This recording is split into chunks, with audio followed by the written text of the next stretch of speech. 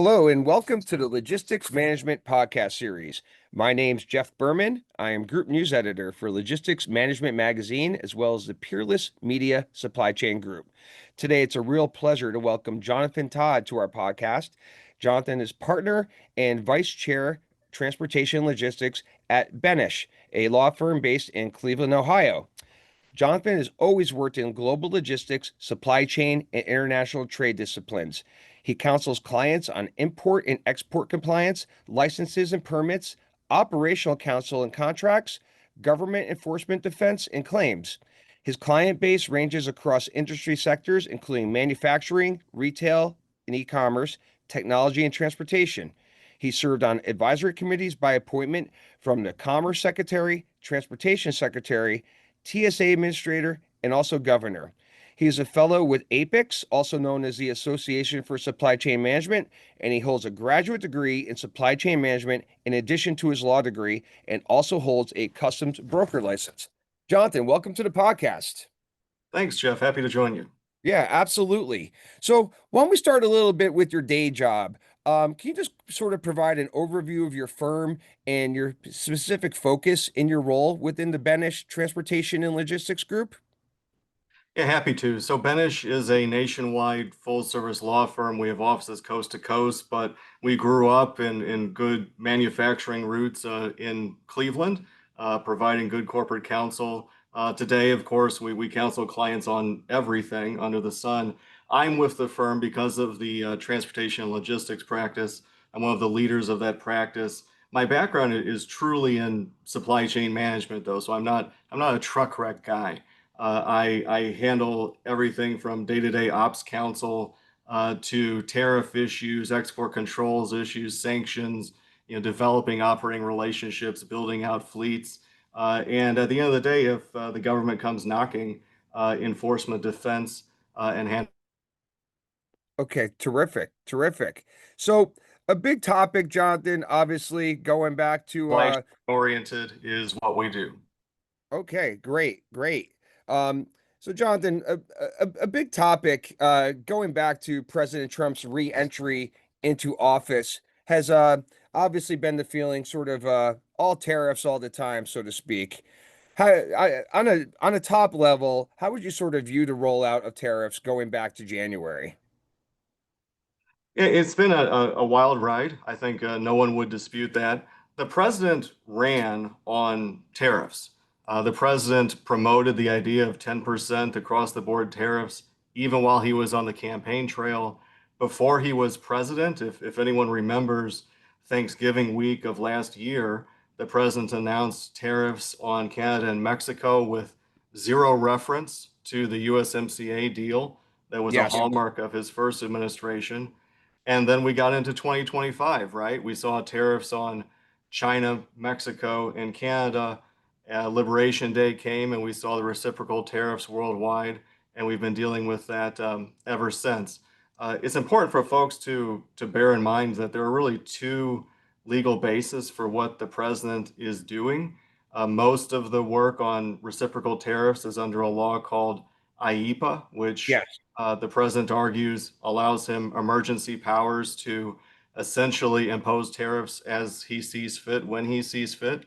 The second most common tool used by this White House is something called Section 232 under the Trade Act, which allows the government, for national security reasons, to impose tariffs on particular sectors and particular commodities. Both of those are in play. Both of those will play out near term, but it is kind of a multi-pronged approach. And I think the key for all of your listeners is that there is no one size fits all supply chain. The experience across everyone has been different, and I know it's been a challenge to keep up with it. That's true for anyone that deals with the product, movement of product anywhere around the world. Okay, that's great. Um, and so in terms of the feedback regarding tariffs from your client base, basically relative to how it impacts, i.e., helps or hurts their ability to do business, what's that been like? Or as a follow-up, has the ongoing uncertainty that's been created by tariffs been sort of a top feedback item that they've been telling you? Yeah, it's top of mind to anyone I talk to. Folks that need my help are struggling with these issues directly or indirectly now. So I have some clients who have, for example, moved supply chains in response to all of the China pressure of the prior Trump administration, and when Liberation Day tariffs hit, woke up and seriously believed they were going bankrupt because you could in no way internalize those level of tariffs. And if you tried to pass them on, maybe consumer demand wasn't so elastic. So it was a real emotional time for a lot of companies. Also, companies that don't directly import but rely on import goods. They were receiving notices from their suppliers saying that costs would have to increase because of tariffs, even if they had contracts in place and even if they'd already planned for that cost of materials to run their shops. So it was a really, really emotional time for a lot of people. It had other effects. It impacted CapEx. I have a number of clients who told me they were planning on investment in the US this year. And the uncertainty brought on by the trading environment really caused them to go pencils down on a number of those projects. That's kind of a mixed bag, though, because we had the signing of the big, beautiful bill, and there's a lot of good stuff in there for companies looking to invest in the US and break ground today. So that may be in the wash. But it had a lot of different effects on a lot of people, and it has been very challenging. There are some winners, though. Again, there's no one size fits all supply chain. I've talked with some folks in the steel industry who are very pleased with this president and the way things are going and are very optimistic. And I've talked with other folks that service the steel industry in particular that also share optimism. So it's largely across the board. But if you're one of those folks that was really hit by this directly or indirectly, it's been an emotional year to say the very least. No, absolutely. And you had alluded to the International Emergency Economic Powers Act a moment ago. Earlier this year, you and I had connected on the phone about how a three-judge panel at the U.S. Court of International Trade, or CIT, that is, ruled that President Trump had misused the IEEPA Powers Act of 1997 in steps he took to implement tariffs on various consumer and industrial products, with the White House receiving a reprieve on that the following day. You said at the time that it's really a question of whether IEEPA grants the White House blanket authority to issue tariffs on a global basis at will. Well, fast forward a few weeks, and in late last month, the Federal Circuit Court heard oral arguments and expressed significant skepticism about President Trump's use of IEEPA to justify those sweeping tariffs, basically saying, in effect, that the statute does not explicitly authorize tariffs. Also, the judges question whether trade deficits qualify as a quote unusual or extraordinary threat unquote under IEEPA. The administration continues to appeal, and a final outcome could depend on whether the Federal Circuit or the Supreme Court affirms or overturns the U.S. Court of International Trade ruling. I know that's a mouthful, but what is your take on this situation? And basically, where do things go from here at this point? Yeah, my advice to clients, and I get asked the question a lot, is that nothing has changed until it does. So those lower court rulings were stayed. This is on appeal right now. Oral arguments just happened very recently. We need to see how this plays out. The timing is not anything I'm going to handicap, nor is the outcome. Sure. But it's a very interesting case in the sense that fundamentally this is a question of balance of powers. The Constitution gives the power of imposing tariffs on Congress. And the White House believes that IEEPA grants authority to the president to do what the president has done. There's some history that the predecessor to IEEPA is something called the Trading with Enemies Act, and President Nixon used that in a limited capacity to impose tariffs in his administration. But the question is whether IEEPA, as drafted, allows the president to, like you said, Jeff, impose tariffs when and where and how and as quickly as the president has. So at the end of the day, this is an interesting case. It's an important case. And whatever the outcome is, in my view, and this is just my opinion, it will determine, on the one hand, the strength and expansive power of the office of the president, and on the other hand, what the powers of Congress really are, the degree to which Congress can delegate to the president and how they should do so, Hmm. the degree to which Congress must remain active in international matters. So it's very interesting, but for those writing very large checks now, because just a few days ago the reciprocal tariffs essentially snapped back to higher rates, Hmm.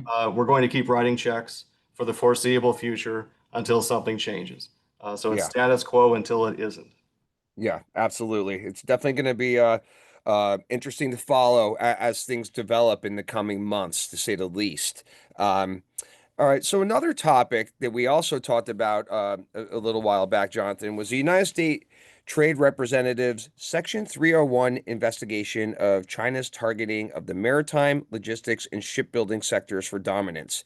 It really received a ton of attention within various industry circles, as there was initially a proposal that would have charged Chinese-owned ships up to 1 million per entrance into U.S. ports, and Chinese-built vessels 1.5 million per entrance.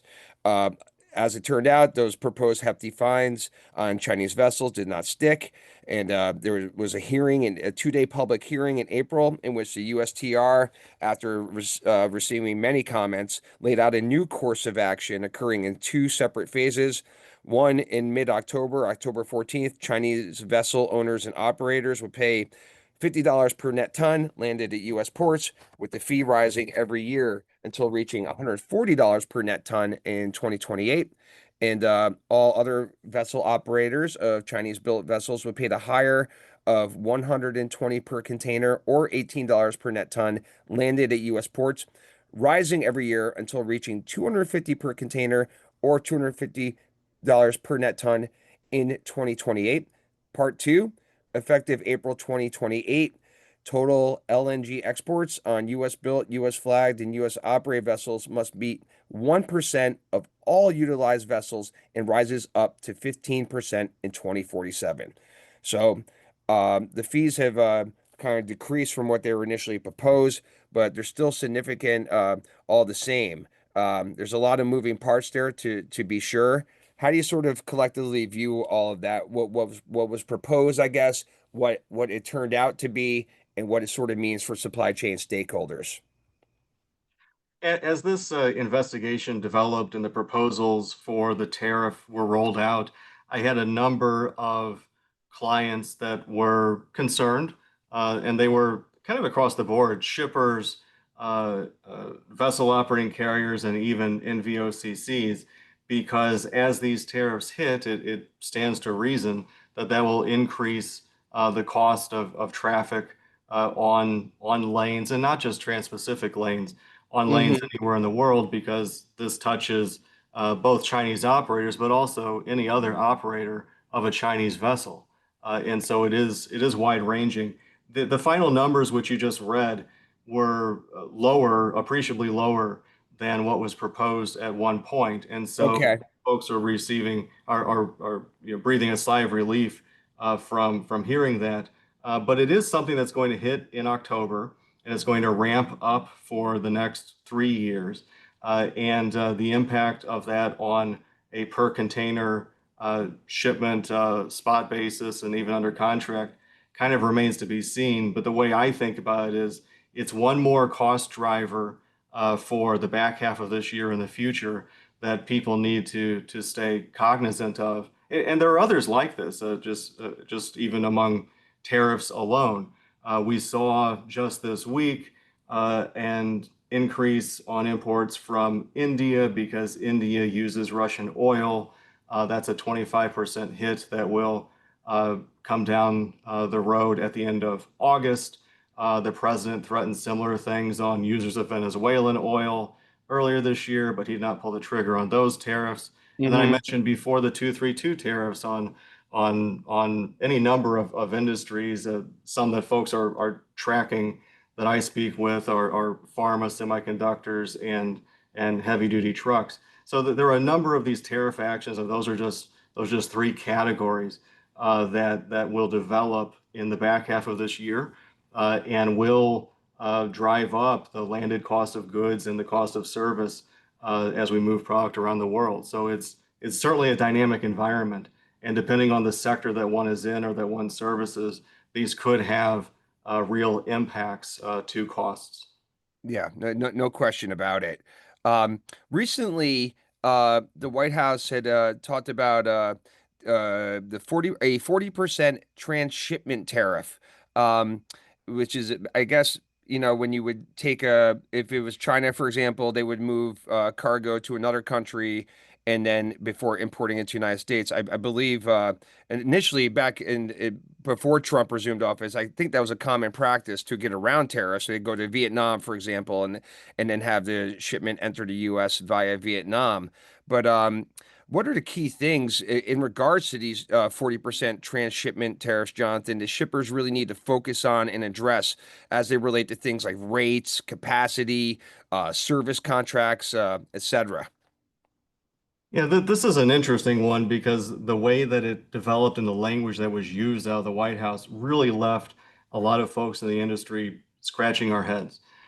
Transshipment in and of itself is not a problem, meaning that, global supply chains route traffic in the most efficient way, and that may include moving traffic through different countries. That's fine.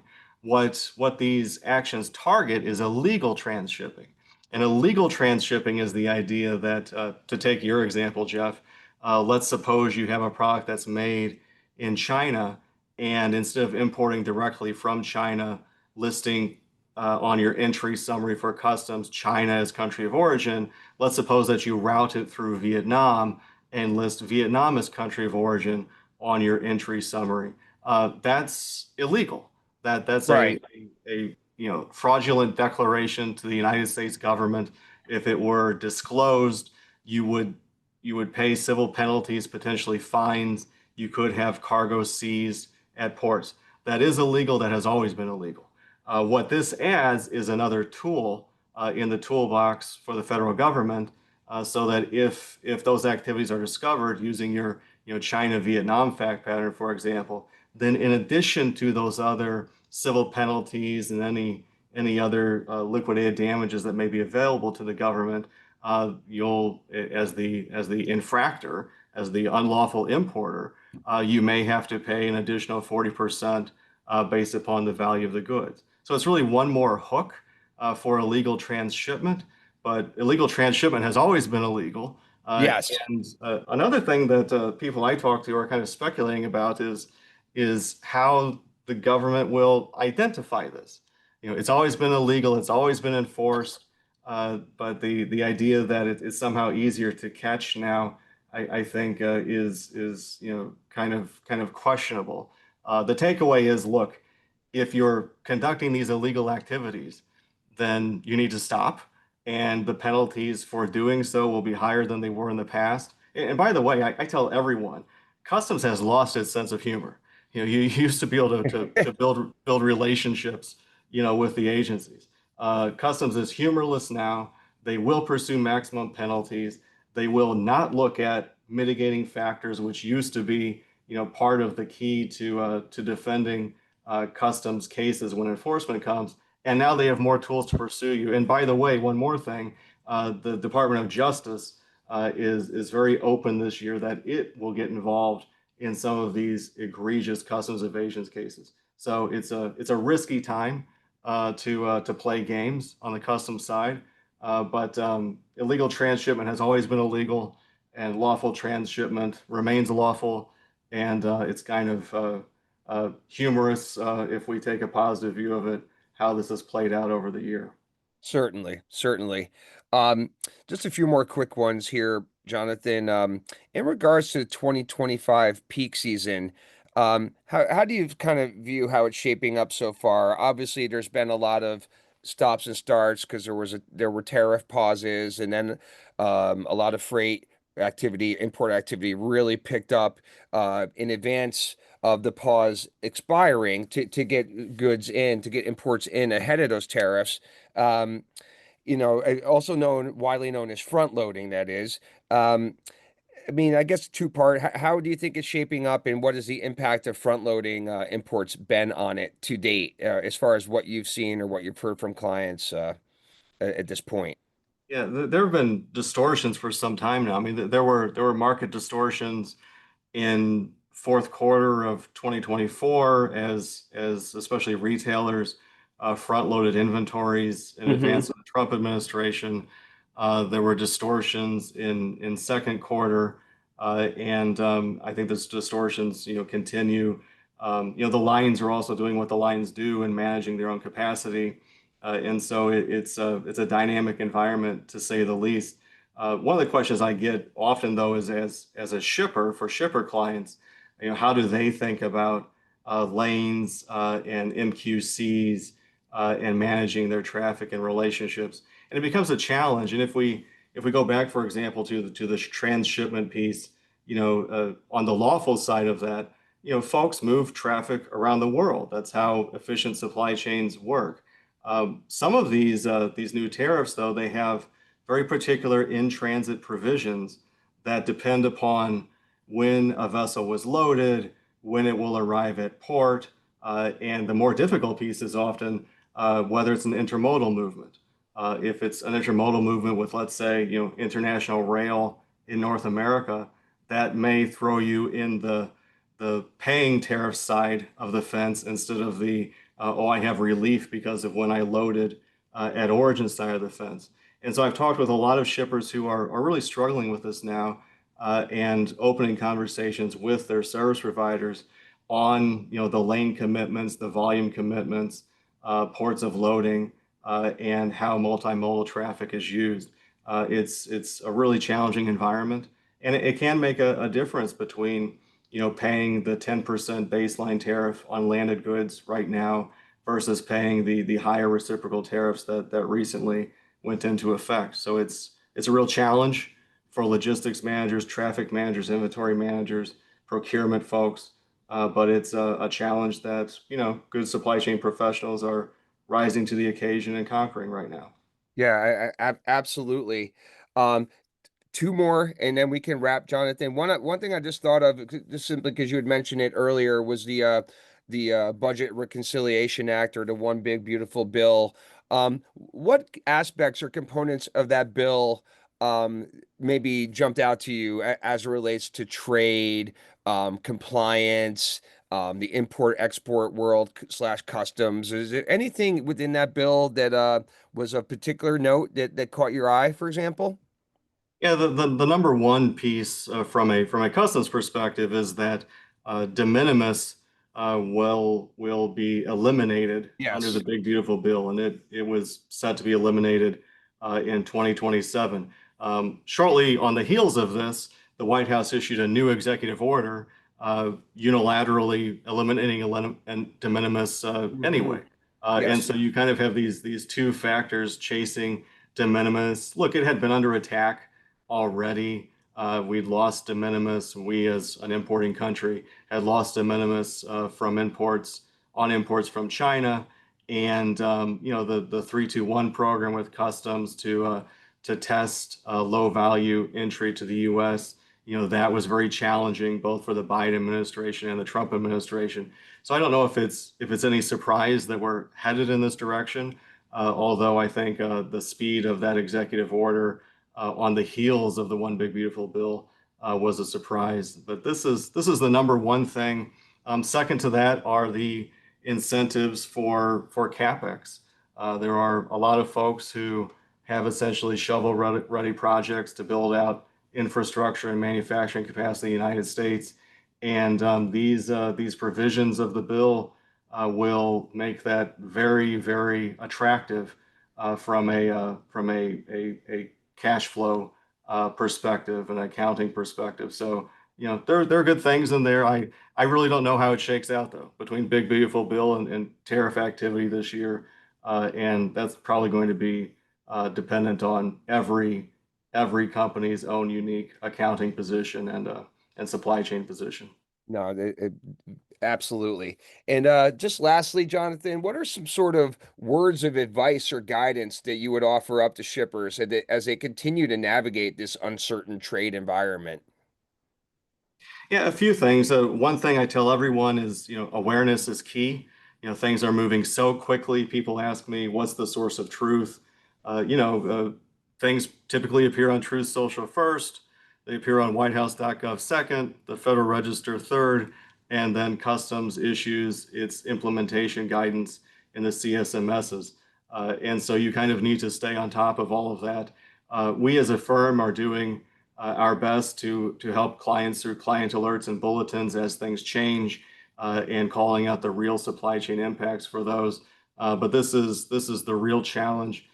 Second to that is compliance. Like I said, customs lost its sense of humor. You can never self-blind with compliance.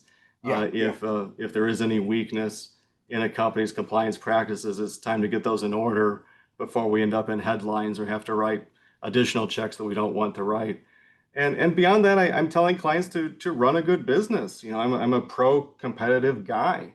It's time to work our sourcing channels, work our supplier relationships, maybe have hard conversations with suppliers and also with customers, and to run good shops that stay cash positive, stay in the black, and win against competitors. And in all of these types of chaotic moments, if you think about this and you think about COVID, and all of the other kind of supply chain shocks, those companies that run good shops always prevail and typically prevail much stronger than others. And so it's time to do this. Time to have confidence and run good businesses. all right. Well, that's great, Jonathan. And that brings us to the end of our podcast. On behalf of Logistics Management Magazine and the Peerless Media Supply Chain Group, I'd like to offer up a big thanks to you for spending some time with us today. Yeah, I appreciate it. I'm always happy to talk about this stuff. Yeah, well, that's great. And for our listeners, please go check out Jonathan's site. Sort of will lead you to his bio and his areas of expertise at Benesch, and that's simply supplychaincounsel.com. That's COUNSEL Council. And also, please go ahead and check out our website, logisticsmgmt.com. And for those of you on Twitter, please go ahead and give us a follow, simply at logisticsmgmt. And you'll also find that we post all our podcasts on our websites, the logistics management website, and also Supply Chain 24/7. You can access our whole archives and library of podcasts there, as well as all of our daily editorial coverage. So thanks, everybody, and have a great day, and we'll catch up with you soon.